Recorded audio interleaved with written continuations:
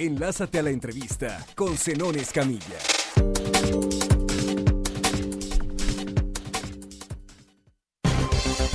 De la mañana ya con 28 minutos. Qué bueno que continúa con nosotros. Llámenos al 8300-2555. Le voy a decir por qué. Porque tenemos a un personaje de la política, un personaje importante en la política de Nuevo León, quien es Sócrates Rizo García, y a quien le doy la bienvenida. Señor, ¿cómo está? Muy buenos días, qué bueno que nos acompaña. Buenos días, Zenón, de nuevo, muchas gracias por invitarme.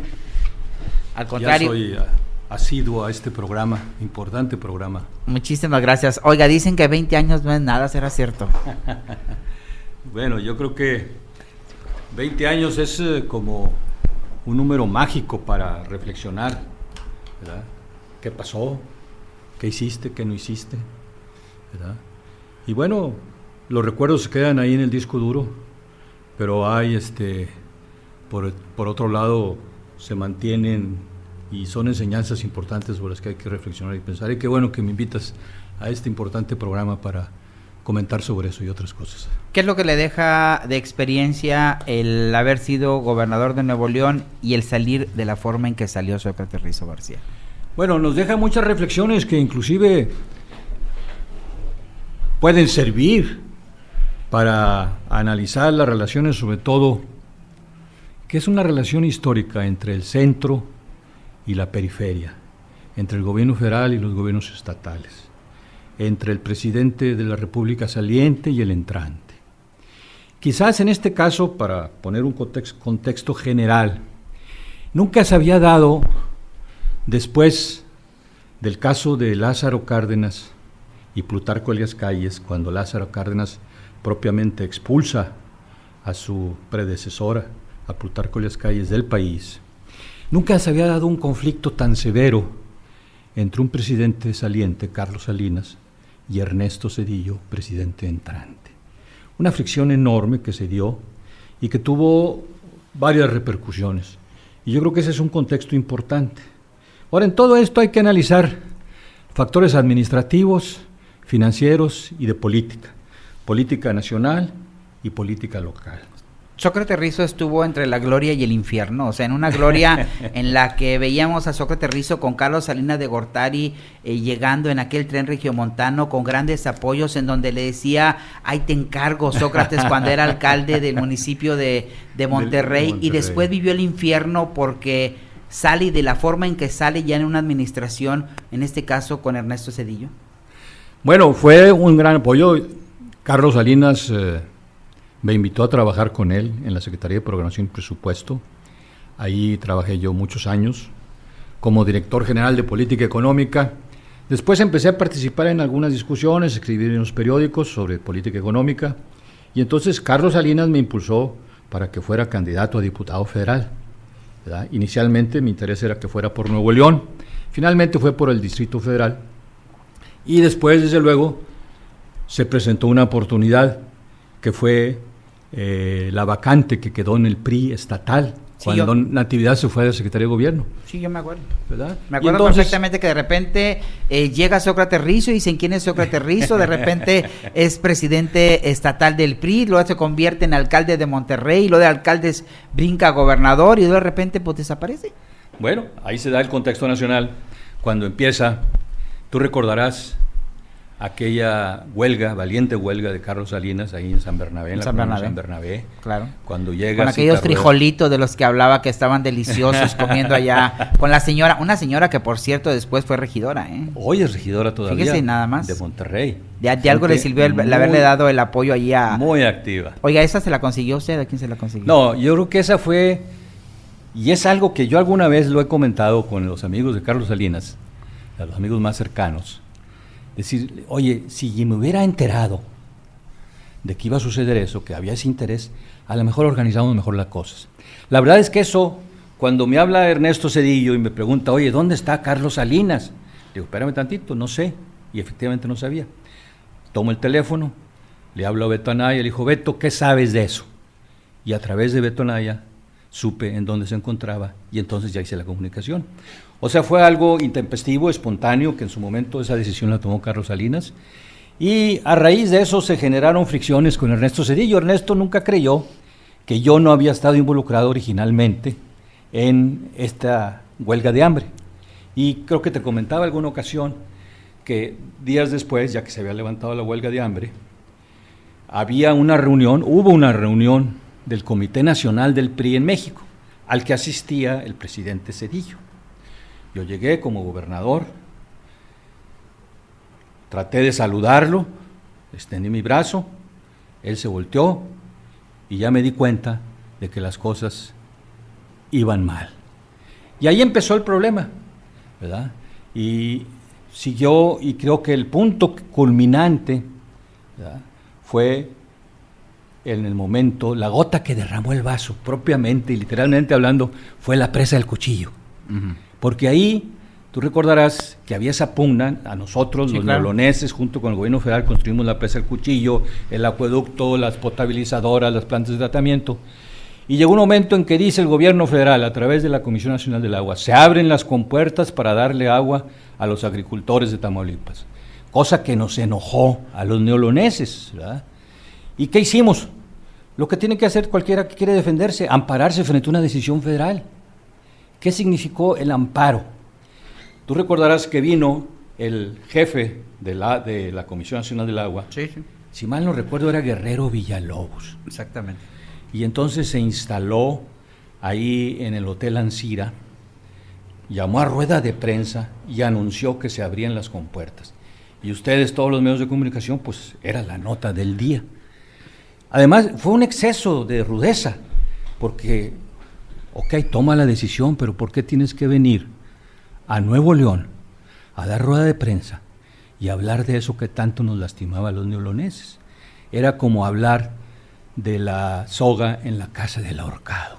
Se lo habían mandado a Zedillo para ponerle más piedritas en el camino. Pues piedrototototas. Pero nosotros nos habíamos preparado, teníamos que defender el agua. Y entonces promovimos un amparo. Y desde unos días antes, y entonces la presa se abrió a las 10 de la mañana. Las compuertas se abrieron, fluía el agua, me acuerdo que las fotos y los videos salía el agua, cosa que nos dolía a los regiomontanos.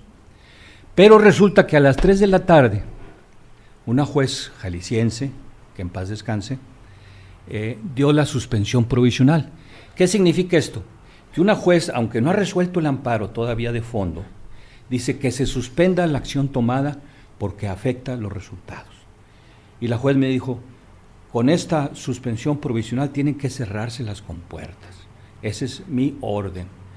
Bueno, eso fue a las 3 de la tarde, yo lo anuncié de hecho a los medios que habíamos ganado la suspensión provisional. Eran las 7, 8 de la noche, yo le hablo a la juez y le digo, oiga, no se han cerrado las compuertas. Me dice la juez, no se apure, señor gobernador, ya de instrucciones para que cesen al director general de Conagua porque no ha cumplido mi orden. Y si no la cumple, ya estoy llamando al ejército para que cierre las compuertas. Esto fue como un reto a Ernesto Zedillo, pero yo tenía como gobernador que defender el agua, ¿verdad? No me quedaba de otra ante toda esa campaña durante más de año y medio que tenía el gobierno federal en contra de mí. ¿Ya? No me daba recursos, me cortó una serie de cosas, teníamos suspendida la obra pública, el túnel de la Loma Larga se suspendió, Santa Lucía estaba a medias, gasto social estaba caído. Y entonces, ¿qué sucedió? Deja comentarte algo que quizás a 20 años se vale comentar cosas. Claro. Y algunas anécdotas que sucedieron, ¿no? Uh-huh. Obviamente, lo que me comentan es, a raíz de este asunto, que el secretario de Gobernación de entonces, Emilio Chuaifet, montó en cólera, llama al presidente de la Corte, lo regaña porque permitió o se descuidó de que una juez hubiera dado la suspensión, es decir, la orden de que se cerraran las compuertas. ¿Hubiera fallado en contra del gobierno federal? Hubiera fallado en contra del gobierno federal, estaba enojado. Y entonces, lo que me dicen, esto sí es a nivel de rumor, pero es muy verosímil, que dijo, hay que cesar a esa mujer, a esa juez indisciplinada. Y se inició en la Corte, ¿verdad? Eso me lo han comentado gente vinculada a la Corte, ¿verdad? Empezó una serie de gentes apoyando a esta juez y finalmente no la corrieron. Pero ¿qué significó esta decisión de la jueza en contra de Zedillo? Zedillo vería ya como un reto de un gobernador, Sócrates Rizo, además muy vinculado a Carlos Salinas. Y esa fue la gota que derramó el vaso. Y con esto termino. Bueno, ¿qué significa el instrumento del amparo? Es una forma de protegerse frente a una decisión federal, ¿verdad? O una decisión estatal, ¿verdad? Y obviamente negociamos con Emilio Choifet que nos podríamos desistir del amparo siempre y cuando el gobierno federal de Zedillo, ¿verdad?, nos mandara los apoyos que habíamos ya convenido para continuar la obra, para seguir la obra social, ¿verdad? Y bueno, Ernesto Zedillo estuvo de acuerdo, desístanse del amparo y va a fluir los fondos.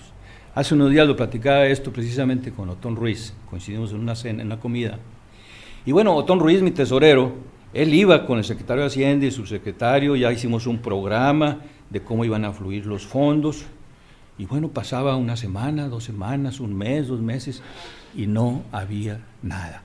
No cumplió Zedillo ni el secretario de Hacienda en aportar.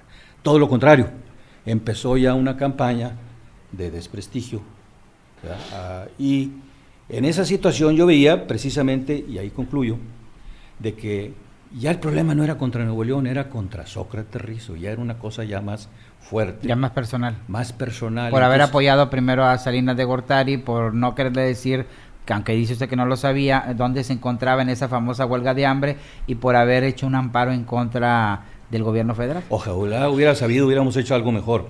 Pero mira, concluyo con esto. Entonces yo le digo bueno, pues este asunto no va a funcionar. Y efectivamente, el contraejemplo es cuando entra Benjamín de gobernador interino, empiezan a fluir los fondos, se destraban todas las cosas con Hacienda, y por esa razón yo pido una licencia de 6 meses, 6 meses que me permitían regresar a los 6 meses. Sin embargo, las circunstancias fueron ya muy difíciles para regresar, porque la campaña continuó, hizo imposible, y a los 6 meses entonces ya pedí una licencia definitiva. Y esa es la historia en pocas palabras. Oiga, usted habla de una licencia y hay gente que habla también de que a Sócrates Rizo lo quitaron prácticamente de la gobernatura. ¿Quién le puso además estas piedras? ¿Dónde estaba, por ejemplo, Sócrates Rizo García? ¿En qué momento? ¿Y cómo se entera de decir, ¿sabes qué? Esto ya se acabó la administración estatal. ¿Quién le llama? ¿Cómo le llama? ¿Y cómo reacciona? Si nos permite, vamos nada más al corte, regresamos. Estamos platicando con Sócrates Rizo García, ex gobernador de Nuevo León. Soy Zenón Escamilla, eso es Enlázate Radio. Continuamos.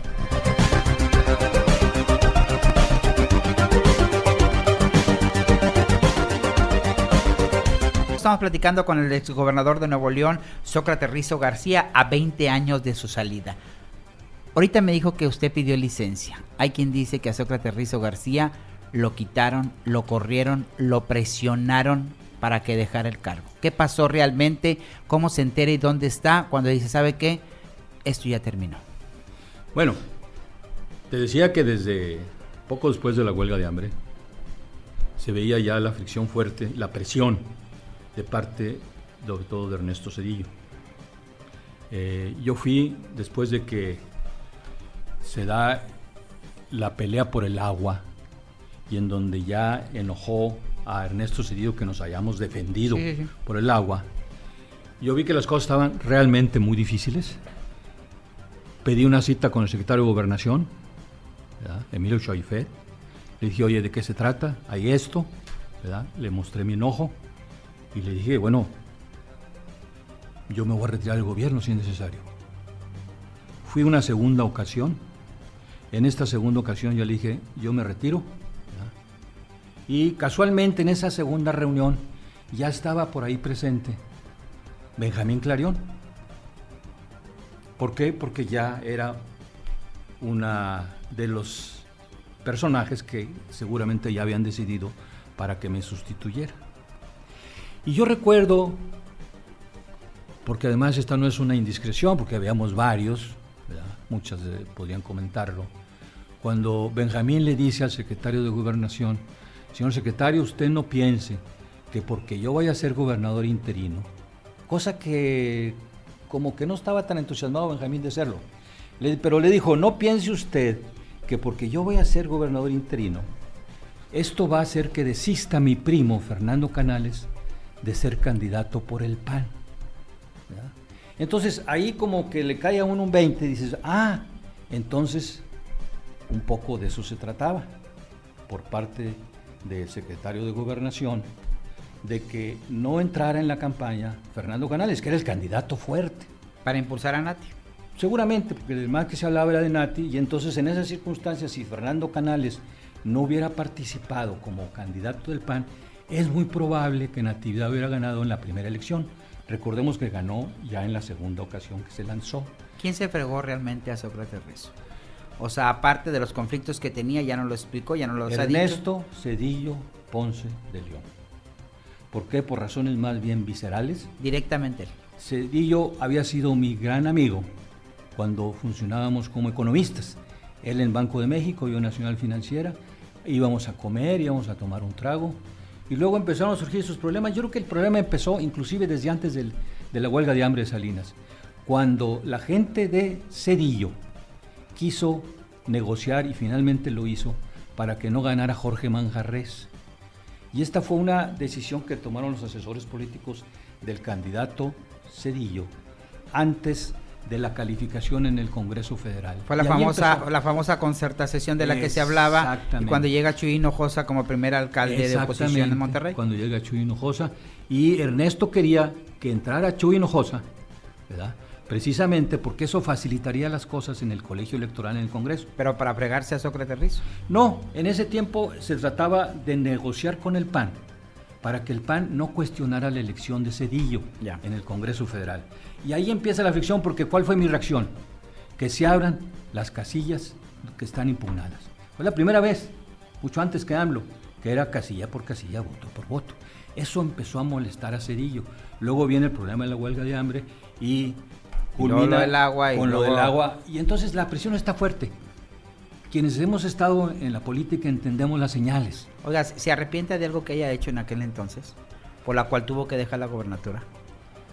De que algo que haya hecho, que no haya hecho. Sí, o que haya hecho, o sea, a lo mejor hubiera algo que le haya regado o algo que no haya omitido. O sea. Mira, tuve costos políticos muy fuertes, como fue el caso del Ixtelión. Sí. Que hoy, gracias a la reforma que se hizo en el Ixtelión, ¿verdad?, las cosas están tranquilas en el sistema de jubilaciones y pensiones. Eso fue un costo político fuerte. Que estaban los gritos de que el que no brinque es Rizo y cosas por el estilo, ¿no? Y el sistema federal, y hoy, el gobierno de Natividad, el gobierno de Fernando Canales, el gobierno de Jaime Rodríguez, se están beneficiando de eso. Oiga, después yo me acuerdo que Sócrates Rizo García, pues se va, entra Benjamín Clarión, y yo no había visto, en serio, que un exgobernador estuviera tantas horas declarando. Estuvo 12 horas, si no me equivoco. Así es. Se le acusó, ¿y qué pasó con eso? Bueno, en esa ocasión fui a declarar como voluntario para los cuestionamientos que se estaban haciendo en cuanto al uso del avión, en cuanto a una visita que me hizo Polo del Real a la Casa de Gobierno y que luego se fue conmigo en el automóvil. Muy cuestionados ambos casos, cosas, sí. Y se veía que había instrucciones de que sigan preguntando y sigan preguntando. Luis Carlos Treviño Bersinman, y tengo aquí el documento, ¿verdad?, hace precisamente un análisis de esas reuniones y aclara con toda precisión de que no hubo ningún asunto que perseguir. Pero lo más importante fue la decisión que se tomó posteriormente, en el 1998, ya en el gobierno de Fernando Canales, cuando entonces el área jurídica de tesorería, entonces era tesorero Fernando Elizondo, me hacen una acusación de que estaba usando indebidamente los recursos. Y esto se refería a que mis gastos de representación y los viáticos me los pagaban y me los depositaban en una cuenta en mi banco. ¿Verdad? Entonces decían, es que había un sobresueldo y entonces se estaba pagando de más. Y estuvieron averiguando esto durante 5 años. ¿Cuál fue la resolución final a la que llegó Álida Bonifaz, entonces que era la procuradora de Fernando Canales? Sí. Analizaron todos los acuerdos del Congreso y encontraron con toda claridad de que ese dinero que me depositaban a mí eran viáticos, gastos de representación, que estaban totalmente autorizados por el Congreso, y que el dinero que me autorizó el Congreso para mi sueldo y para mis viáticos estaba perfectamente correcto. Y en el 2003 precisamente Álida Bonifaz saca su resolución, que luego Fernando Elizondo me la entregó, ¿verdad? Y bueno, hay que decir que Fernando Elizondo, por otro lado, me decía desde meses antes, dijo, vamos a esperarnos, no hay ningún delito. Sin embargo, me estuvieron deteniendo la resolución durante muchos años. Y uno se pregunta, bueno, ¿por qué Fernando Canales no soltaba esta decisión si ya estaba la averiguación lista? ¿Y por qué no la soltaba? Es muy sencillo, es un asunto de comunicación que tú entenderás muy bien. Cuando se llegaban los informes de Fernando Canales, pues no había mucho que informar. Y entonces sacaban otra vez la banderita de la averiguación previa.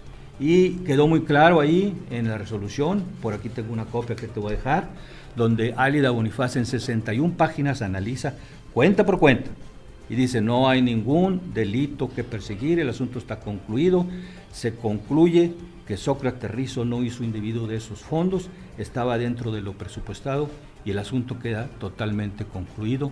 Esto fue precisamente el 19 de septiembre de 2003, donde está precisamente, como te lo muestro aquí, firmado aquí la resolución por Álida Bonifaz. Notifíquese, dice, y cúmplase, así lo acordó y firma la ciudadana Álida Enriqueta del Carmen Bonifaz Sánchez, ¿verdad?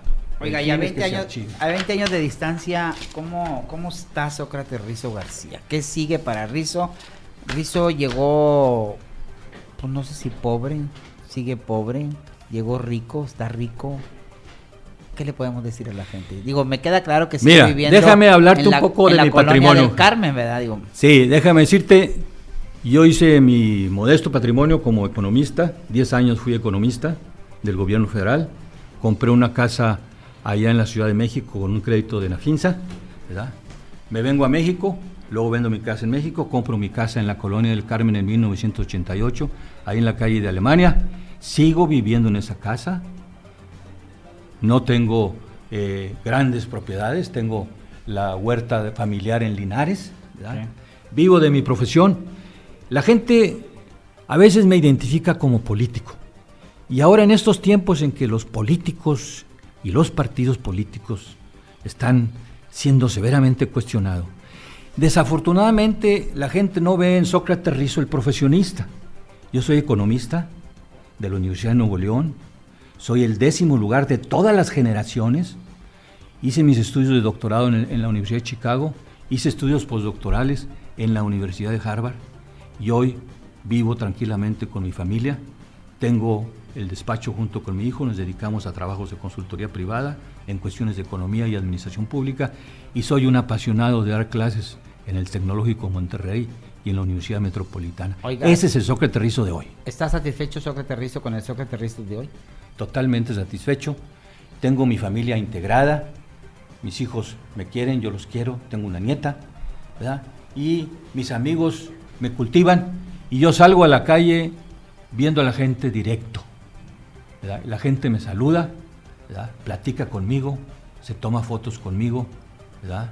Yo puedo con toda libertad salir a la calle y nadie me ha cuestionado ahí o me haya insultado. Nunca tuvo que huir. Satisfecho. Nunca tuvo que huir. Yo fui primero a la Ciudad de México, ¿verdad? Y me encontré luego, me invitó un amigo a la Universidad de Harvard, amigo de la Universidad de Chicago, me fui allá y estuve viniendo de vez en cuando aquí a Monterrey. Yo nunca tuve que huir, ¿verdad? Tuve que pelear, inclusive hice una denuncia en contra de Fernando Canales, una demanda penal por el acoso que había de parte de Fernando Canales, ¿verdad? Cuando me requirieron una declaración, la hice en Washington, ahí traigo los documentos, hice una declaración al Ministerio Público y sin ningún problema. Y finalmente en el 2003, ¿verdad?, Álida Bonifaz dicta la decisión de que no hay ningún delito que perseguir. Sin embargo, ahí quedan pendientes 6-7 gentes que estuvieron encarceladas por órdenes de Benjamín Clarión, y todos salieron totalmente exonerados. Ahí están. particularmente el caso del rector Manuel Silos, que su asunto se fue a la Suprema Corte falló totalmente a favor de él, y ahí están todas las auditorías que hizo fiscales que hizo el gobierno federal por petición de Benjamín. Estas cosas quedan ahí en el archivo y en la memoria de mucha gente. ¿Está dolido? Yo hice lo que tenía que hacer, sabía que había un costo político. Esto es como en cualquier actividad, en los negocios. Sabes que inviertes, arriesgas, pierdes, te recuperas, ¿verdad? Yo sabía que había un riesgo, lo asumí, pagué el costo.